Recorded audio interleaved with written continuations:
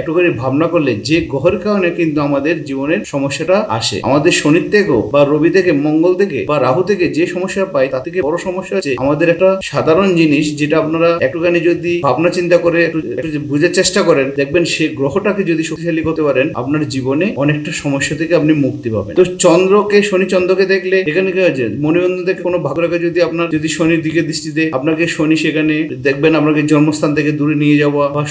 শনি আপনার ভাগ্যতে আপনার শনি হয়ে গেল, শনি আপনার ভাগ্যের কর্মফলদাতা, শনি আপনার ন্যায়পতি, শনি আপনার সত্তার প্রতীক,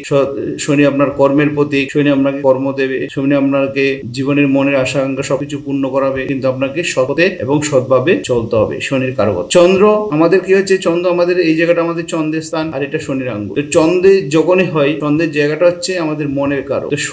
চন্দ্র কিন্তু শনিকে কিন্তু শত্রু মানে না, শনি কিন্তু চন্দ্রকে শত্রু হিসেবে দেখে। কারণ এই শনি যখন চন্দ্র